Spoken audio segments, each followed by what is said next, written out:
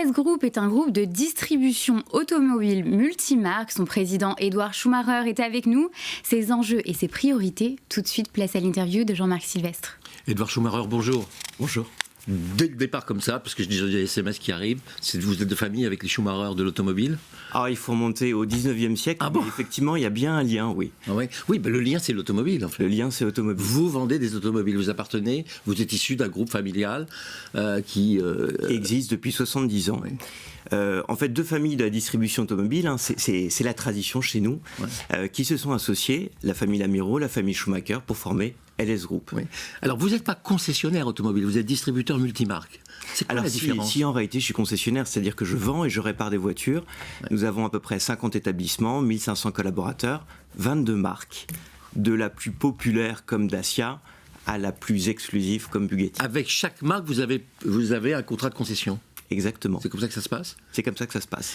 Et à la limite, vos magasins, c'est des hypermarchés, c'est des supermarchés de l'automobile ou pas? Alors j'aimerais bien que ce soit des hypermarchés avec les flux qu'on peut connaître dans la grande distribution alimentaire, mais en réalité, la distribution automobile, elle est en train de profondément se modifier, se digitaliser à toute vitesse. Et puis, les derniers confinements, la crise sanitaire ont accéléré ces processus. Vu de l'extérieur, vous faites un métier un peu compliqué et un peu difficile. Parce que, le client va beaucoup sur Internet. À mon avis, il ne vient plus dans la concession pour acheter sa voiture. Il a déjà pris sa décision. Il vient pour vérifier si la voiture qu'il veut acheter correspond bien à son rêve à lui et à celui de sa femme ou de sa famille. Donc ça peut être compliqué à gérer. Et puis deuxièmement, vous avez des constructeurs automobiles qui vous demandent de gérer leur stock, quoi. Bien évidemment. En fait, la distribution automobile, c'est vraiment un mélange de modernité et de tradition. Pourquoi tradition? D'abord parce que nous sommes des groupes familiaux.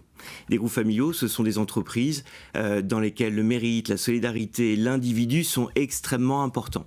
Et puis on fait face à des enjeux, on parlait de stock, on parlait de nouvelles technologies, on parlait de modernisation de nos métiers qui sont profonds. On parle des nouvelles énergies, on parle du véhicule autonome, et donc il y a des changements radicaux, et puis on peut parler aussi du parcours client avec la digitalisation, effectivement, et pour ça il faut s'adapter. Le client vient vraiment acheter dans la concession automobile ou en fait il fait son choix sur Internet? Alors, le client, il fait son parcours sur Internet parce qu'il va comparer les offres, il va comparer les produits, mais à un moment ou à un autre, il va souhaiter venir en concession. Aujourd'hui, on est capable de vendre à distance. On est capable de configurer les véhicules à distance et de ne pas faire venir le client chez nous s'il le souhaite. Mais le client, pour une opération d'achat d'un véhicule ou de réparation, souvent préfère venir chez nous. Et d'ailleurs, on l'a vu lors du deuxième confinement. Deuxième confinement, on avait le droit de rester ouvert. En tout cas, nos ateliers avaient le droit de rester ouverts. Et pourtant, on a vécu des baisses d'activité de l'ordre de 50%. Et pour la vente de véhicules, de l'ordre de 80%. Pourtant, on peut vendre à distance. Mais pourquoi? Parce que nos clients, ils ont besoin d'humains. Et ils n'ont pas envie d'avoir face à eux des robots. Ils ont besoin de ce contact. Et c'est là où nos entreprises familiales, nos valeurs, notre connaissance de l'individu, et de nos collaborateurs et de nos clients, parce que personne n'est anonyme chez nous, c'est ça qui fait la différence. Le risque à terme de votre activité, est-ce que c'est pas que le constructeur vienne en direct vers le client? Alors bien sûr, les constructeurs vont aller de plus en plus en direct vers le client, mais je ne pense pas que ça soit une mauvaise chose. Mais à un moment, il va y avoir besoin d'un contact client. Parce qu'aujourd'hui, nos clients, on ne les étudie pas à travers des CRM. Ça ne nous intéresse pas. Nos collaborateurs peuvent avoir 10, 20, 30 ans d'ancienneté dans nos maisons.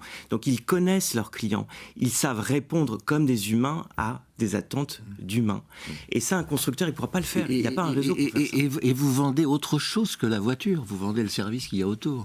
On vend le service qu'il y a la autour, carte grise, l'assurance, le moyen de financement et tout ça, non? Mais je pense qu'au-delà de la voiture, on vend bien plus que ça. Parce que l'automobile, ça reste quand même une notion de liberté, de plaisir, de nouveaux horizons. La liberté avec l'automobile dans un embouteillage...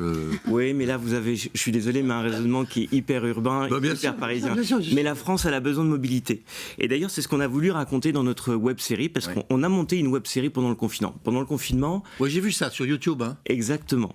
On a voulu raconter toutes ces histoires. Alors, celles des individus qui composent nos entreprises, mais aussi cette notion d'être automobile. Au-delà de la voiture, c'est cette envie de liberté, de s'adapter au changement. Parce que lors du premier confinement, on savait très bien qu'on allait découvrir un nouveau monde, que la crise sanitaire allait se poursuivre par une crise économique et tout bouleverser. Et c'est ça qu'on a voulu raconter. Être automobile, c'est cette capacité à lire les nouvelles cartes. mais ça va au-delà. Une information. Est-il vrai que la majorité des automobilistes maintenant ne sont pas propriétaires de leur voiture? Ils sont finalement locataires. Bien sûr, mais de toute façon, j'allais dire, on est toujours que locataire de sa vie. Ouais. Et en fait, ce qu'on possède, ce sont ses souvenirs, ses plaisirs, ses moments. Et c'est ça, être automobile. Alors, pour vous retrouver, il y a un site internet, sûrement. Bien évidemment. lsgroup.eu. Ouais. On peut nous retrouver sur tous les réseaux sociaux, parce qu'en fait, le site internet, c'est bien, mais en réalité, nos clients, on les rencontre sur Instagram, sur Facebook, sur LinkedIn, sur tous les réseaux, sur YouTube, où est notre web-série qui s'appelle Être automobile. Être automobile. Ouais. Merci beaucoup. Merci Jean-Marc, merci Edouard Schumacher.